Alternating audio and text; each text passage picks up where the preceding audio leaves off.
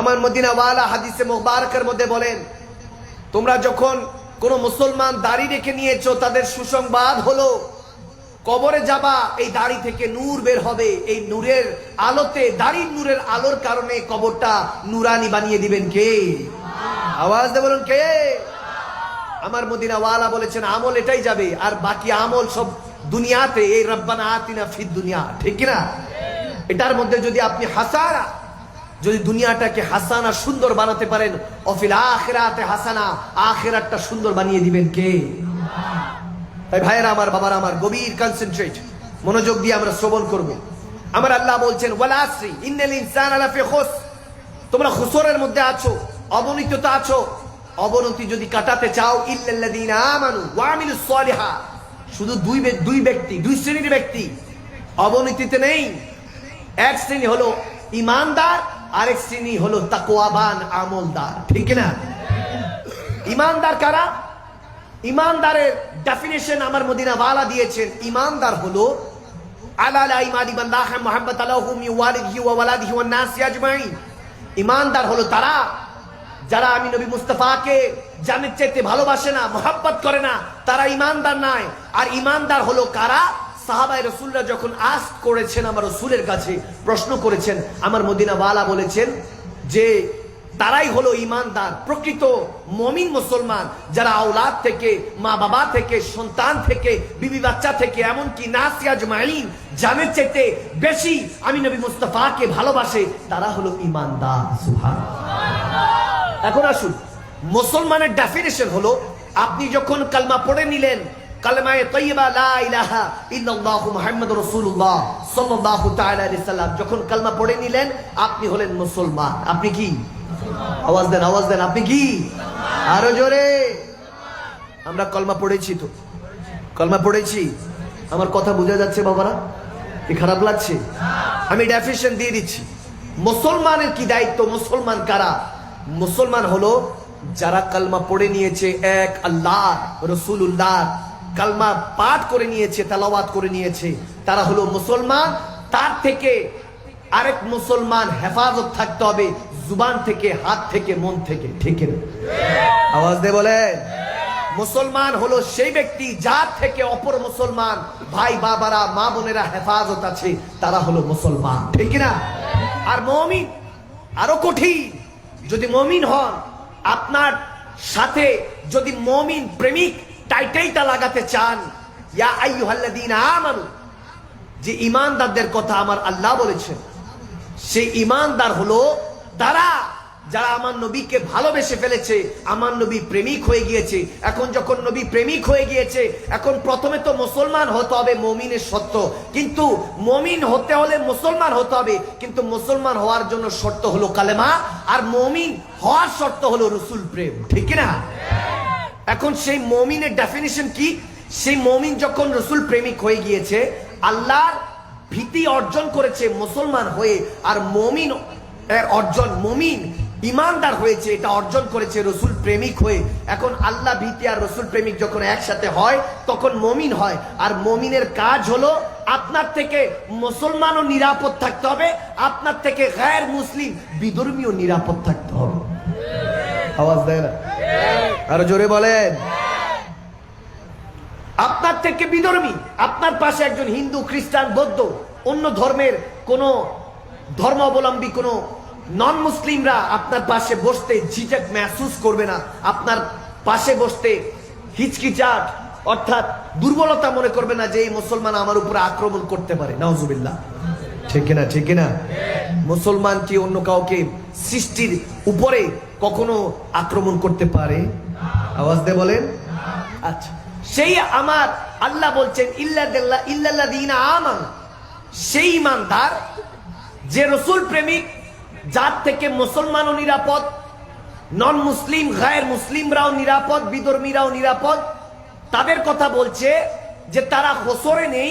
এবং ইল্লাল্লাযীনা আমানু ওয়া আমিলুস সালিহাত, তারা যারা ভালো আমল করছে, ইমানদার হওয়ার পর যখন আমল করবে, থাকবে কি থাকবে না? আওয়াজ দিয়ে বলে থাকবে। যখন ইমানদার হয়ে গেল, তখন সে আমল করলে আমলটা থেকে যাবে। কিন্তু যদি ইমানদার না হয়, যতই আমল করুক কাজে আসবে আসবে? পকেট ফুটা থাকলে টাকা পয়সা নিলে কোনো কাজে আসবে? দেখলেন ব্যাংকে গেলেন, ব্যাংক থেকে চেক দিয়ে টাকা তুললেন লক্ষ লক্ষ টাকা, পকেট ফুটা, পকেটে যখন রেখেছেন ঘরে এসে দেখেন পকেট তো ফুটা, কিন্তু যত টাকা রেখেছি, যত বরকতের জন্য রহমতের জন্য টাকাগুলি রেখেছি যে এটা দিয়ে চলবো, আমার জীবন দৈনন্দিন জীবনগুলি চলবো, পকেট ফুটা দিয়ে যদি টাকা পড়ে যায় তাহলে কোনো ফায়দা আছে? ফায়দা আছে? নাই। এই জন্য আগে ঈমান, তারপর আমল। এই জন্য আমার আল্লাহ বলেছেন ওয়াল আসরি ইন্নাল ইনসানা লাফি খুসর, তোমরা খুসরের মধ্যে আছো, যায় দিন ভালো আসে দিন খারাপ, ঠিক কি না? কিন্তু ইল্লাল্লাযীনা আমানু ওয়া আমিলুস সালিহাত, যারা ঈমানদার নবী প্রেমিক এবং সালেহা আমল ঠিকমতো করছে তাদের কোনো ভয় নাই। আলা ইন্না আউলিয়াল্লাহি লা খাউফুন, এখানের মধ্যে আমার আল্লাহ কোরআনে পাকে যে ইরশাদ করেছেন যে লা খাউফুনের মালিক যদি হতে চাও, যাদের দুনিয়াতে ভয় নেই, আখিরাতে জাহান্নামে যাওয়ার ভয় নেই, ঠিক কি না? তারা হলো ওলিয়া আল্লাহ, আল্লাহর বন্ধু, ফ্রেন্ডস অফ আল্লাহ অলমাইটি, ঠিক না? দেখুন ভাইরা আমার, বাবার আমার, হযরত জুন্নুন মিসরি রাহমাতুল্লাহ আলাইহি, আমি তাফসীরটা বোঝানোর জন্য সহজ করে দিচ্ছি। হযরত জুন্নুন মিসরি রাহমাতুল্লাহ আলাইহি, দেখুন আমাদের কাছে অনেকে প্রশ্ন করে, মদিনাওয়ালা কামলিওয়ালা নবী হাসরের ময়দানে কোটি কোটি ইয়া নাফসি ইয়া নাফসি নাফসি নাফসি যখন করতে থাকবে, যখন নাফসি নাফসির আলাম, যে যার নিজেকে নিয়ে টেনশন করছে, অনেকে প্রশ্ন করে থাকেন যে ওই সময় আমার নূর নবী রাহমাতুল্লিল আলামিন, আমার শাফিউল মুজনাবিন নবী, আমার আপনার দয়ার নবী রাহমাতুল্লিল আলামিন নবী, আল্লাহর পেয়ারা নবী, ঠিক না? পেয়ারা নবী, শুনেছি শাফাআতের চাদরের নিচে উম্মতকে নিয়ে নিবে, কিন্তু জামানায় জামানায় এরকম অনেক প্রশ্নকারীরা আছে যারা প্রশ্ন করে থাকে, চাদর তো হলো 6 ফিট বাই 2 ফিট, কয় ফিট? 6 ফিট বাই 2 ফিট, চাদর তো এত বেশি বড় হয়? আওয়াজ দেয় না? আমার কথা বোঝা যাচ্ছে? চাদর তো এত বড় হয় না, 6 ফিট বাই 2 ফিট। তো এই চাদরের নিচে লক্ষ লক্ষ কোটি কোটি উম্মতরা কিভাবে আসবে? কিভাবে শাফাআতের চাদর দিয়ে উম্মতকে সে হাসরের ময়দানে, যখন আমার আল্লাহ ফামান ইয়ামাল মিসকালা যাররাতিন শাররান ইয়ারা, যাররা যাররার হিসাবটা নিবেন উম্মত থেকে, বান্দা থেকে, হিসাবটা নিবে কে? আওয়াজ দেন, আওয়াজ দেন, হিসাবটা নিবে কে? হাসরের ময়দানে যখন আল্লাহ হিসাব নিতে থাকবেন, তখন রক্তে টকবক করবে হাসরের ময়দান, যে যার টেনশন করবে নাফসি নাফসি, আমার কি হবে, আমার কি হবে? দুনিয়া তো আমার আমার করছে, আখিরাত তো আমার আমার করবে, ঠিক কি?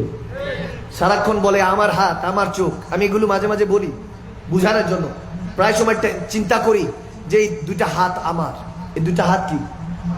আওয়াজ দেন, এই দুইটা হাত, এই দুইটা চোখ, এই দুইটা কান, দুইটা পা, এই জেসেম, এই সমস্ত কিছু। আওয়াজ দিচ্ছেন আপনার? বুঝছি খারাপ লাগতেছে, তাফসীর খারাপ লাগছে? চলবে চলবে চলবে? কে কে চলবে না হাত তুলে? তওবা তওবা, তার মানে শেষ করে দিলে ভালো? চলবে? কে কে চলবে হাত তুলে? আল্লাহ,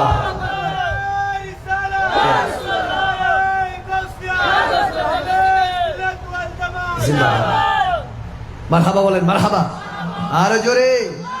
আচ্ছা ভাইরা আমার, আওয়াজ দেন, আওয়াজ দিলে মনোযোগ থাকবে, ঠিক কিনা? ছোটবেলায় যখন পড়াশোনা করতাম, টিচার যখন আমাদেরকে পড়াতেন, আমাদের সাথে সাথে আমাদেরকে পড়াতেন যে A for apple, B for ball, C for cat, পড়াতেন কিনা? আমরা সাথে সাথে শিখতাম। আবার আলিফ তাল্লা বাতে বাইতুল্লাহ, আমাদের হাফেজে কোরআন যেনারা তেলাওয়াত করেন তেনারাও তো শিখাতেন, ঠিক কিনা? আমাদেরকে বলতেন পড়ো, আমাদের সাথে পড়ো, আলহামদুলিল্লাহি রাব্বিল আলামিন ওয়া রাহমানির রহিম, পড়তাম কিনা? একসাথে পড়লে মুখস্থ থাকে, ঠিক কিনা? আমার সাথে বলুন, এই দুইটা হাত কার? আরো জোরে। এই দুইটা চোখ, দুইটা পা, এই জিসম, এই শরীর, এই শক্তি, আমার হাত, আমার পা, আমার সমস্ত কিছু, আমার হালাল, আমার হারাম, আমার স্ত্রী, আমার স্বজন, আমার নারী, আমার গাড়ি, আমার বাড়ি, সবই তো আমার। আমি কার? ঠিক কিনা? সবই আমার, কিন্তু আমি কার? হাসরের ময়দানে যখন আমরা সবাই নফসি নফসি সেই আমার আমার করতে থাকবো, পিছন থেকে কোন এক কামলিওয়ালা নবী বলবে রাব্বি হাবলি উম্মতি, রাব্বি হাবলি উম্মতি, সুবহানাল্লাহ। সবাই আমার আমার করি, নবী ওই দিন উম্মত উম্মত করবে, উম্মত উম্মত করবে, বুঝা গেল সবই আমার, কিন্তু আমি হলাম আমার নবী, ঠিক না? আরো জোরে বলুন। সবই আমার, কিন্তু আমি হলাম আমার আল্লাহ, ঠিক না? মাল্লাহু মাওলা ফালাহুল কুল্লু। আমার আল্লাহ বলেন, যখন তুমি মাল্লাহুল মাওলা, যখন তুমি আমি আল্লাহ হয়ে যাবা, ফালাহুল কুল্লু, সমস্ত কিছু আমি তোমার করে দিব। তিনি কে? আওয়াজ দেবেন, তিনি কে? আল্লাহ। গভীর খেয়াল। দেখেন, যখন আমাদের কাছে এরকম প্রশ্ন আসে যে আমার মদিনাওয়ালা হাসরের ময়দানে কিভাবে এই 6 ফিট বাই 2 ফিট চাদরের মধ্যে উম্মতকে শাফাআতের চাদরের নিচে ঢেকে রাখবেন, যাতে সূর্য 4 হাত উপরে থাকবে, কিভাবে উম্মত দাঁড়িয়ে থাকবে। হযরত জুন্নুন মিসরি রাহমাতুল্লাহ আলাইহির জামানার এক বাদশা খুব টেনশনে পড়ে গেল। দেখতেছে জুন্নুন মিসরি রাহমাতুল্লাহ আলাইহির ফলোয়ার দিনকে দিন বাড়ছে, ভক্ত মুরিদ বাড়ছে, আল্লাহ রাসূলের পথে অনুসারী মুসলমানের সংখ্যা বাড়ছে, বাড়তে বাড়তে প্রায় 10,000। রাজা খেপে গেল, খায় আমার পরে আমার, গুণ গায় তো সেই জুন্নুন মিসরি। সুবহানাল্লাহ বলে। এরকম আছে কিনা? আছে কিনা? সমাজে আছে। অনেকে চিন্তা করতে পারে, অনেক নেতারা আমার খায় আমার পরে, কিন্তু অমুক আলেমের অমুক শায়েখের কেন গুণগান করে? আওয়াজ করেন, ঠিক কিনা? যখন রাজা খুব টেনশনে, তখন মন্ত্রী আসলো। রাজার সেই মন্ত্রী এসে বলতেছেন, বাদশাহ নামদার একটা কথা বলবো। তার তো প্রায় 10,000 ভক্ত মুরিদ হয়ে গিয়েছে। এখন সে বলে বেড়ায় যে তার ইসলাম, তার আল্লাহ নাকি এটা বলেছে, তার পেগম্বর মুহাম্মদ সাল্লাল্লাহু আলাইহি সাল্লাম নাকি এটা বলেছেন যে উম্মতরা ইসলামের পথে চলে আসো, আকিমুস সালাত লি যিকরি, ইবাদত করো, বান্দিগির মধ্যে থাকো, সওমলি ওয়াজিজি বিহি, রোজা রাখো, হজ ফরজ হলে হজ করো, যাকাত ফরজ হলে যাকাত দাও, এরকম করো। আর যখন ইবাদত বান্দিগি ইনদাল্লাহিল ইসলাম, ইন্নাদ দীনা ইনদাল্লাহিল ইসলাম, Islam is the complete code of life, code of life গুলিকে যখন কোডগুলিকে নিয়ে নিবা, ইসলাম ধর্মকে আপনাই নিবা, ইন্নাল্লাযীনা ইউবায়ুনাকা ইন্নামা ইউবায়ুনাল্লাহ, নবীর হাতে হাত দিবা, বায়তে রাসূল গ্রহণ করবা, কোন শায়েখের মাধ্যমে, কোন তরিকতের ইমামের মাধ্যমে, কোন হাক্কানি রব্বানি আলেম ওয়ারাসাতুল আম্বিয়ার মাধ্যমে যখন তুমি হাতে হাত দিয়ে আমার নবীর কাছে, ইন্নাল্লাযীনা ইউবায়ুনাকা ইন্নামা ইউবায়ুনাল্লাহ, নবীর কাছে বায়াত হবা, নিশ্চয়ই আল্লাহর কাছে বায়াত হবা। যখন আল্লাহর কাছে বায়াত হবা, তোমার জন্য আমার নবী সুসংবাদ রেখেছে, হাসরের ময়দানে উঠলে আমার নবী শাফাআত করে তোমাকে জাহান্নাম থেকে জান্নাতে নিয়ে যাবে। সুবহানাল্লাহ। এখন এই কথা যখন বলছে, বাদশাহ নামদার বলছে, বলো কি এই ঘটনা কি? বলে হ্যাঁ। এখন সে মন্ত্রী তো নয়, কুমন্ত্রী। আছে কি নাই? সমাজে আছে। আচ্ছা, ইসলাম রাষ্ট্র ধর্মে থাকবে না, বিসমিল্লাহির রহমানির রহিম সংবিধানে থাকবে না, এরকম কুমন্ত্রী আছে কি নাই? আমি নাম নিব না, আপনারা চিনেন। এই চ্যাপ্টার অনেক আগে ক্লোজ হয়ে গেছে, আলহামদুলিল্লাহ বলেন। শুনেছি উনি দেশের বাইরে গেছে, ওখানেও ঠাই পায় নাই, দেশ থেকে বাগাই দিছে অন্য দেশ থেকে। এরপর শুনেছি ওনাকে ঘর থেকেও বের করে দিছে, ওনার ঘরওয়ালি ওনাকে থাকতে দেয় না, না ইসকা না উসকা, তুমি কিসি কা নেই, ঠিক কিনা? যখন তুমি আল্লাহ না রাসূলের না, তখন তুমি কারো না, ঠিক কিনা? ভাইরা আমার, বাবারা আমার, ওরকম কুমন্ত্রী যখন কুপরামর্শ দিচ্ছে, বাদশাকে বলছে, শুনেন বাদশাহ নামদার, এক কাজ করেন, জুন্নুন মিসরিকে ডাক দিয়ে বলেন যে শাফাআতের চাদরের নিচে যে দাঁড়াবে আপনার মুরিদরা, আপনি যে বলেছেন শাফাআত করবেন, আপনার নবী শাফাআত করবে হাসরের ময়দানে, চাদর তো হলো 6 বাই 2 ফিট, এটার নিচে 10,000 ভক্ত মুরিদ বা এই উম্মতে মুস্তাফা কোটি কোটি, উম্মতে মুহাম্মাদি কোটি কোটি আছে কি নাই? পৃথিবীর মধ্যে আছে কি নাই? এই যে 1400 বছরে এত কোটি কোটি উম্মত, আরো তো কিয়ামতের আগে বাড়বে, এত কোটি কোটি উম্মতকে 6 বাই 2 ফিট চাদরের নিচে কিভাবে শাফাআতের চাদরের নিচে রাখবে? তাকে প্রশ্ন করেন। সুবহানাল্লাহ বলে। এখন যাই হোক, মন্ত্র যেটা দিয়েছে সেটা কুমন্ত্র, ঠিক কিনা? বাদশা বলতেছে ভালো একটা পরামর্শ দিয়েছো, প্রশ্ন করা দরকার। তখন জুন্নুন মিসরিকে ডাকা হলো। তারপর ডাকার পরে বাদশাহ, সেই তথাকথিত বাদশাহ বলতেছে, ঠিক আছে আমি তাকে প্রশ্ন করব এটা যে চাদরের নিচে কিভাবে শাফাআতের নিচে সেই শাফাআত করে সেই ভক্ত মুরিদদেরকে, উম্মতে মুস্তাফাদেরকে, উম্মতে মুহাম্মাদিরকে কিভাবে, উম্মাহকে কিভাবে শাফাআত করবে, তাকে কোশ্চেন করব। যদি ওই মন্ত্রী শিখা দিচ্ছে যে বাদশাহ নামদার আপনি প্রশ্ন করবেন তাকে, যদি শাফাআত করে নিতে পারে, সে যদি অ্যানসারটা দিতে পারে, তাহলে আপনিও কালমা পড়ে এবং এই রাজ্যের যত প্রজার আছে সবাই কালমা পড়ে তার হাতে বায়াত হয়ে, রসুলের হাতে বায়াত হয়ে মুসলমান হয়ে যাবে। সুবহানাল্লাহ। এখন যখন এই কথা বললো, বাদশাহ সেই জুনুন মিসরিকে ডাক দিলেন। ডাক দেওয়ার পর প্রশ্ন করলেন, ইয়া জুনুন মিসরি, আমাকে বলুন কিভাবে এই চাদরের নিচে আপনার হাসরের ময়দানে উম্মাকে বাঁচাবেন? উম্মত কিভাবে, এত লক্ষ লক্ষ উম্মত, আপনার 10,000 ভক্ত মুরিদ আর আপনার পয়গম্বর নবী মুস্তাফা সাল্লাল্লাহু আলাইহি সাল্লামের এত কোটি কোটি উম্মত, সবাইকে কিভাবে চাদরের নিচে রাখবে আমরা একটু জানতে চাই। আছে কিনা এরকম? আচ্ছা, যখন এই প্রশ্নে ছুড়ে দেওয়া হলো, জুনুন মিসরি বলতেছে আমাকে একটা দিন সময় দেন। একটা দিন সময় দেওয়া হলো। রাতের বেলা হঠাৎ করে প্রজারা, প্রহরীরা চিৎকার চেঁচামেচি। সেই রাতে কি হয়েছে, একজন চোর ধরা পড়েছে, অন্ধকারের মধ্যে হোঁচট খেয়েছে, শব্দ হয়েছে। যখন ওই চোরকে ধরা হলো, অন্ধকারের মধ্যে তাকে চাদর দিয়ে ঢেকে রাজ দরবারে পেশ করা হলো। রাজা যখন সেই গভীর রাতের পরে সকাল সকাল বিচার বসালেন, বলতেছে মুখের থেকে চাদর সরাও, দেখি এই চোর মহোদয়কে এত রাতে আমার রাজ্যের মধ্যে চুরি করতে এসেছে। যখন চাদর সরালো, দেখতেছে জুনুন মিসরি। সুবহানাল্লাহ বলেন না? জুনুন মিসরিকে দেখে সবাই তো অবাক, বলতেছে কি ব্যাপার, এত বড় একজন আলেমে দ্বীন, প্রখ্যাত আলেমে দ্বীন হযরত জুনুন মিসরি রাহমাতুল্লাহ আলাইহি, এত বড় একজন আলেমে দ্বীন হয়ে চুরি করছেন, লজ্জা হয় না? তখন জুনুন মিসরি বলতেছে আমি চুরি করছিলাম না, আমি মূলত পলায়ন করছিলাম এই রাজ্য থেকে। কারণ আমি যদি আপনাকে প্রশ্নের উত্তর দিই আপনি মানবেন না, আপনি বুঝবেন না, কোরআন সুন্নাহ থেকে দিলেও মানবেন না, আপনারা যুক্তি ছাড়া কিছু বুঝেন না। আছে কি নাই? সমাজে আছে কি নাই যে কোরআন সুন্নাহ মানি না, যুক্তি দাও? আছে কি নাই? আচ্ছা, এরকম অনেক রামবাম নাস্তিকরা আছে। যাই হোক, তো আমি বললাম এরকম অনেক নাস্তিকরা আছে যারা কোরআন সুন্নাহ মানে না, যুক্তি চায়। কি চায়? যুক্তি চায়। আল্লাহ হেফাজত করুক, আমিন বলেন। আমি যেটা বলছিলাম ভাইরা আমার, যখন বলেন যে যুক্তি দেন, ওই রাজা বলতেছে যুক্তি দেন, আপনি কেন পালাচ্ছিলেন? বলে সেটাই তো বললাম, যুক্তিতে তো এখানে বুঝাইতে পারবো না, কোরআন সুন্নাহ দিয়ে বুঝাইতে পারবো, কিন্তু আপনি হ্যাকমত চাচ্ছেন, হ্যাকমত দিতে পারবো। যান, এখন তো আমি চোর হিসেবে সাব্যস্ত হয়েছি, আমাকে শাস্তি দেন, যে কোনো শাস্তি দেন, কোনো সমস্যা নাই। তবে আমার একটাই চাওয়া আছে, যদি আমাকে শাস্তি দেন, সমস্ত প্রজাদের সামনে, আমার 10,000 মুরিদের সামনে, ভক্তদের সামনে, ফলোয়ারদের সামনে আমাকে মাঠের মাঝখানে চাবুক মারা হোক।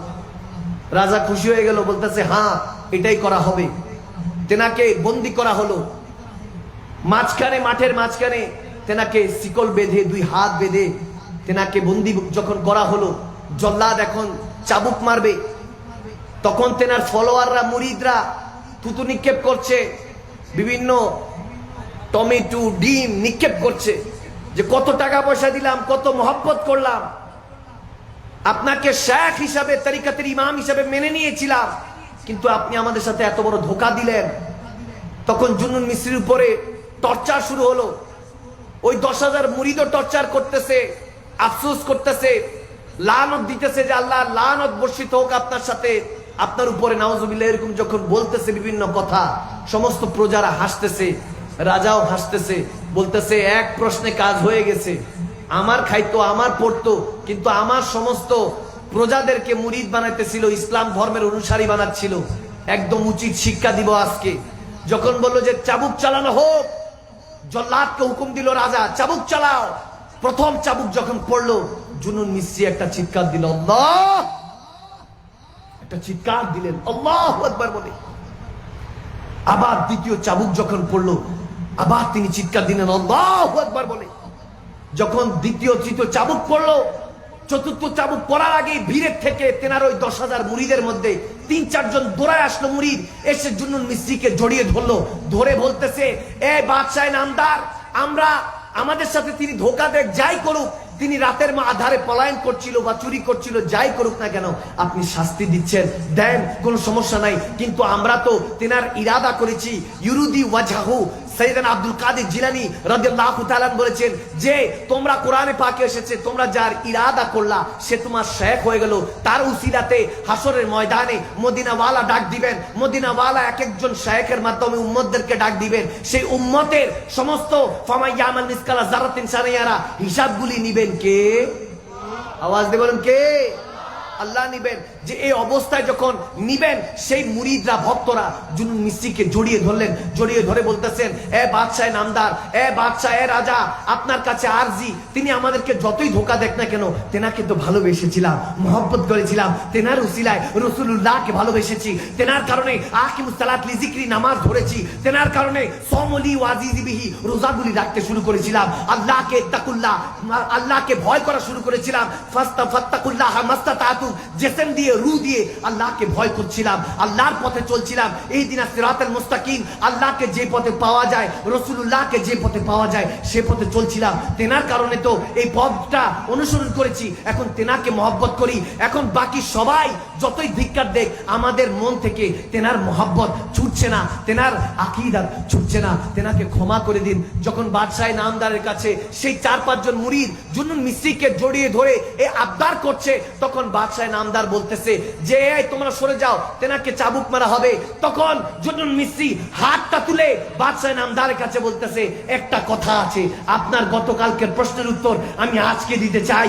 এই যে 4-5 জন দৌড়িয়ে এসেছে, আমার কষ্ট সহ্য হচ্ছে না, এই 4-5 জন আপনি বলেছিলেন যে আমার নবী রাহমাতুল লিল আলামিন নবী কিভাবে হাসরের ময়দানে উম্মতকে শাফাআত করবে, তাহলে শুনেন, হ্যাঁ উম্মত তো অনেক থাকবে, কোটি কোটি থাকবে, কিন্তু সেই উম্মতের মধ্যে যারা ইল্লাল্লাযিনা আমানু ওয়া আমিলুস সলিহা সঠিক কর্ম করেছে, সঠিক পরেজগার বান্দা ছিল, নামাজ রোজা করেছে, ইবাদত বান্দিগি করেছে এবং আমার নবীকে ভালোবেসেছে, আমানু ইমানদার ছিল, সেই ইমানদাররা এরকম 4-5 জনই হতে পারে। সেই 4-5 জন দৌড়ায় আসবে, নবীর কষ্ট, ওলি আল্লাহদের কষ্ট সহ্য হবে না, যে আমার নবী যদি বেজ্জতি হয়ে যায়, উম্মতের এই গুনার কথা খেয়াল করে সে হয়তোবা এমনও হতে পারে আবু বকর, ওমর, ওসমান, হায়দার, মাওলা আলী শেরে খোদাও হতে পারে। এরকম 4-5 জন দৌড়ায় আসলেন, সেই জুনুন মিস্ত্রি বলতেছেন চাদরটা দেখিয়ে দেখেন, যখন এই 4-5 জন জড়িয়ে ধরেছেন জুনুন মিস্ত্রিকে, এই চাদরের নিচে 4-5 জনকে জড়িয়ে ধরলেন আর বলতেছেন হ্যাঁ এরকম 4-5 জনরাই এসে যাবে,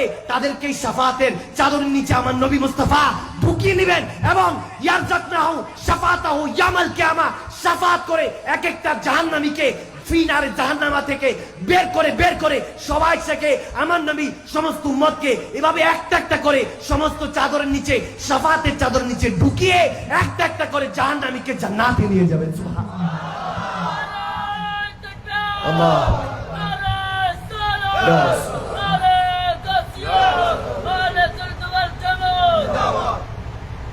সুবহানাল্লাহ বলুন, আর একটু মহব্বতে বলুন না।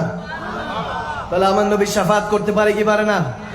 আওয়াজ দিয়ে বলেন, আমার নবী পারে। ঈমান রাখবেন, আমল করেন, আর আমার আল্লাহ বলছেন ইল্লাল্লাযীনা আমানু ওয়া আমিলুস সলিহাত ওয়া তাওয়াসাউ বিল হাক্কি ওয়া তাওয়াসাউ বিস সাবর, সত্যের সাথে থাকেন এক আল্লাহর সাথে এবং সবরকারী হয়ে যান, ধৈর্যশীল হয়ে যান। আপনাকে হয়তোবা গালি দেয়, আমি মাঝে মাঝে এই জন্য বলে থাকি, যদি কেউ আপনার গীবত করে, যদি আপনার বিরুদ্ধে শত্রুতা পোষণ করে, আপনার বিরুদ্ধে বলে, সর্বোচ্চ প্রতিশোধ হলো আপনি তাকে একটা মুস্কি হাসি উপহার দিয়ে ক্ষমা করে দেন।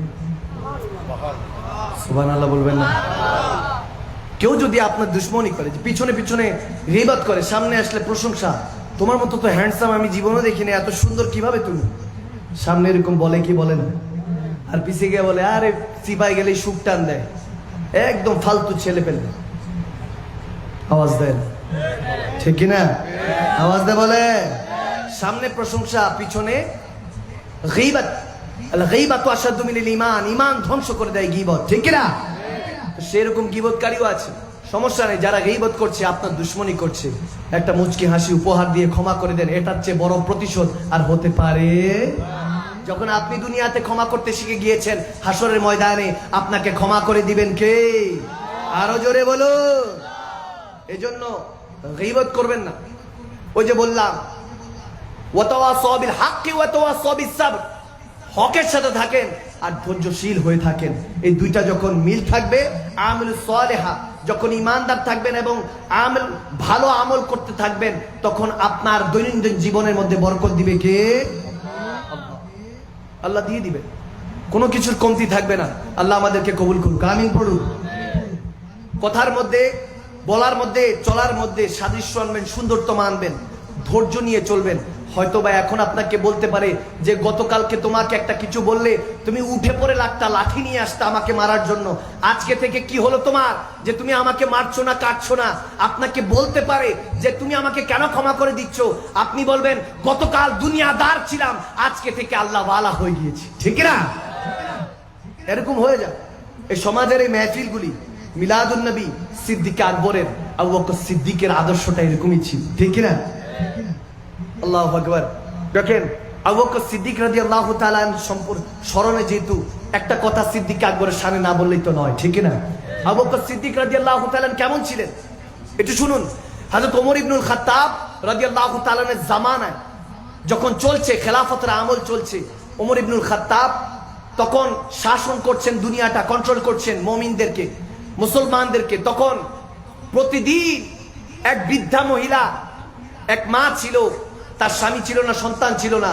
হযরত ওমর ইবনুল খাত্তাব রাজা হওয়া সত্ত্বেও, কিং হওয়া সত্ত্বেও, নিজে ওই সময় আমিরুল মুমিনিন, মুমিনদের ইমাম হওয়া সত্ত্বেও প্রতিদিন গিয়ে ওই বুড়ি মার খেদমত করে, ঘরটা আইনাটা পরিষ্কার করে খাবার দাবার দিয়ে আসতেন। সুবহানাল্লাহ, প্রতিদিন করতেন। একদিন হঠাৎ দেখতেছেন যে উনি করার আগে কে জানে একজন করে দিয়ে যায়।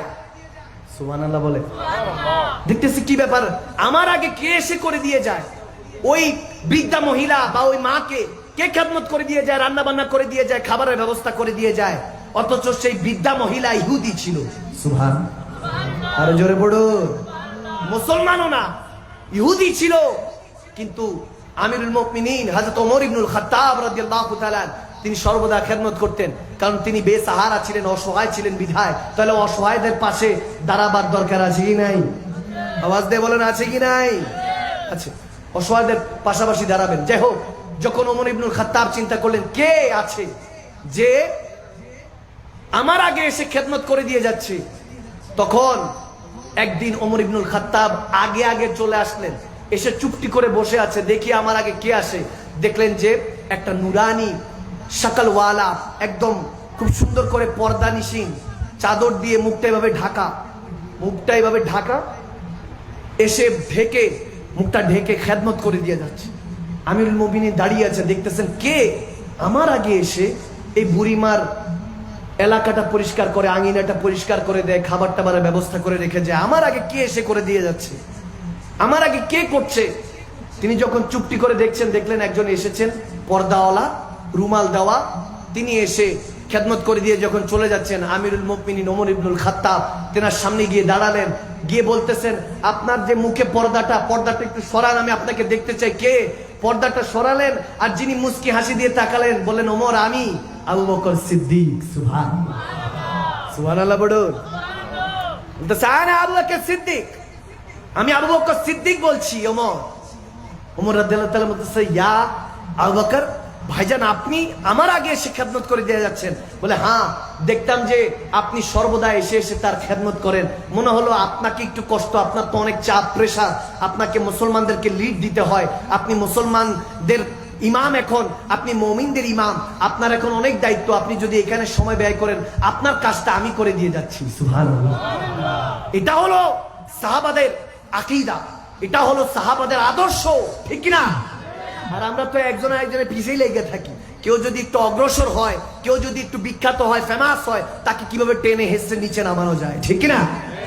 আছে এরকম অনেক আলেম নামের জালেমরা আছে। যাই হোক, আমি সেই ভাই বাবাদেরকে উদ্দেশ্য করে বলবো, আরেকজনের পিছনে লাগবেন না। আপনি আপনার কাজ করে যান, তখন দেখবেন আপনার কাজের মধ্যে আল্লাহ রাসূলকে যদি শরীক রাখেন, মহব্বতে করতে চান, আল্লাহ রাসূলের সন্তুষ্টির জন্য কারো খেদমত করেন, দেখবেন পিছন থেকে কোনো না কোনো গায়বী মাদাত আসবে, আপনার আগে দেখবেন কোনো একজন এসে আপনার কাজগুলি করে দিয়ে যাচ্ছে, ঠিক না? এরকম আদর্শ ছিল। দেখেন সাহাবাদের কথা বলতে আরেকটা কথা মনে পড়লো, আরেকটা হাদিসে মুবারাকা। উহুদের ময়দানে কিংবা বদরের প্রান্তরে, যে কোনো একটা যুদ্ধের একটা বাকিয়া আছে হাদিসে বুখারীতে, খুব সম্ভবত রেওয়ায়েতটা বদরের যুদ্ধের কথা বলা হয়েছে, যে এক সাহাবী খুব আহত অবস্থায়, কাফেরদের তলোয়ারে জর্জরিত, খুব অবস্থা খারাপ। ওই সাহাবী যখন পানি পান করছিলেন, যখন পানি পান করছেন, দেখতেছেন অপরে আরেকজন মুসলমান ভাই সাহাবী পানির জন্য আর্তনাদ করছে, চিৎকার দিচ্ছে, পানি পানি বলে চিৎকার যখন দিচ্ছে, ওই সাহাবী দৌড়ায় গেলেন। দৌড়ায় গিয়ে ওই দেখতেছেন যে এক সাহাবী যে পানি পানি করছে, তিনি প্রায় ইন্তেকাল করবেন, আহত, এমন জর্জরিত রক্তে মাখা অবস্থা, তিনি পানি পানি করছেন। তেনার কাছে পানিটা যখন এগিয়ে নিয়ে গেলেন যে ভাই পানি পান করেন, তখন তিনি বলেন আমার পানি লাগবে না, সামনে আরেকটু দূরে যাও, আরেকজন ভাই পানির জন্য চিৎকার দিচ্ছে, তাকে পানি পান করাও। ওই সাহাবী নিজে আহত ছিলেন, তেনাকে ছেড়ে সামনে দৌড়ায় গেলেন। দেখতেছেন আরেকজন সাহাবী মুসলমান, তিনি পানির জন্য আর্তনাদ করছেন, তেনাকে যখন পানিটা আগায় দিলেন, বলতেছে আমার পানি লাগবে না, আরেকজন ভাই সামনে আহত হয়ে পড়ে আছে, তেনাকে পানি পান করাও। তিনি আখিরি বার পানি পান করতে চায়, আমার আল্লাহর মেহমান হতে যাচ্ছে, আমার রাসূলুল্লাহর প্রেমে নিজের জান কুরবান করেছে, তেনার কাছে যাও, যাও পানি পান করাও। সেই সাহাবী আবার দৌড়ায় গিয়ে যখন তাকে পানি পান করাতে গেছে, দেখতেছে ওইখানে যায় উনি শাহাদাতের জাম পান করেছেন, ওখানে শাহাদাত বরণ করেছেন। আবার দৌড়ায়া পিছনের জনের দ্বিতীয় জনের কাছে আসলেন, দেখতেছেন তিনিও আল্লাহর রাস্তায় শহীদ হয়ে গিয়েছেন। তারপরে দৌড়াইতে দৌড়াইতে যখন ফার্স্ট ওয়ান একদম প্রথম জনের কাছে আসলেন, দেখতেছেন তিনিও আল্লাহর রাস্তায় শহীদ হয়ে গিয়েছেন, ইন্তেকাল করেছেন। তখন ওই সাহাবী বলতেছে আমার তিন ভাই পানি যেই পানিটা পান করতে পারলো না, আমি সেই সাহাবী, হযরতে সেই সাহাবীর নাম ছিল জাবের রাদিয়াল্লাহু তাআলা, তিনি বললেন যে আমি কিভাবে সেই পানি পান করতে পারি। তিনিও আর কোনো পানি পান করলেন না। সেই বদরের যুদ্ধের মধ্যে তিনিও শাহাদাতের পেয়ালা পান করে, শাহাদাত বরণ করে আল্লাহর রাস্তায় শহীদ হয়ে গেলেন। সুবহানাল্লাহ। যে আমার তিন ভাই পান করে না, আমি কেন পান করব? এটা ছিল সাহাবীদের আদর্শ, ঠিক না? আমরা মিলাদুন নবী করব, সিদ্দিক আকবর স্মরণ করে আমরা যা কিছু করব, এই এক বছর আমাদের এই 1 ইয়ার, এই এক বছরের টার্গেট থাকবে আগামী এক বছর পর্যন্ত জীবনটাকে পরিবর্তন করা, ঠিক না? জীবনকে পরিবর্তন করতে শিখুন। দেখেন শীতকালের মধ্যে আপনারা কিছু কিছু পোকা দেখবেন, যে পোকাগুলি বাটারফ্লাই, প্রজাপতি হয়, এর আগে একটা নিকৃষ্ট সুরতে থাকে। আপনারা খেয়াল করেছেন কিনা জানি না, দেখবেন একটা নিকৃষ্ট সুরতে একটা পোকা বিভিন্ন গাছে কিংবা ঘরের কোণে পড়ে থাকে, যাকে দেখলে মেরে ফেলতে, এক বাড়িতে মেরে ফেলতে ইচ্ছা করবে, দেখতে এত নিকৃষ্ট ওই পোকাটা, ওই জীবটা, ওই সৃষ্টিটা এত নিকৃষ্ট।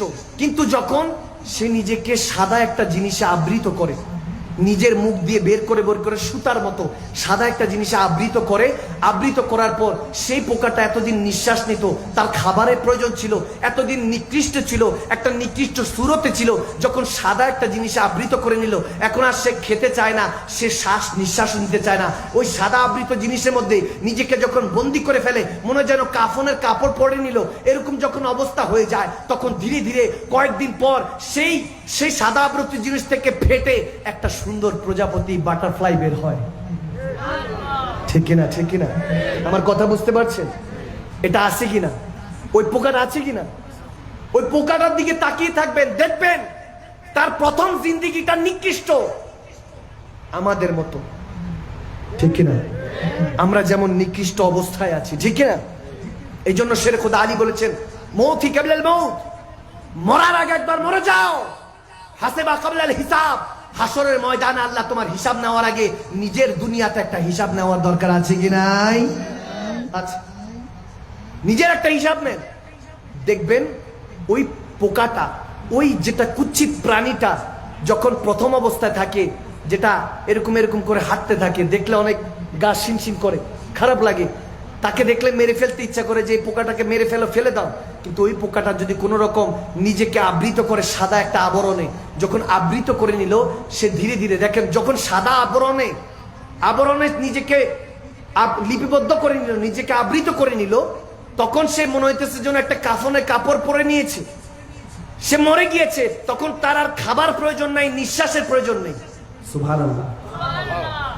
আমার আল্লাহ বলছেন, তুমি চাইলে এরকম বান্দা হতে পারো। এই সৃষ্টি জগতে কোনো কিছু বৃথা আমি আল্লাহ সৃষ্টি করি নাই।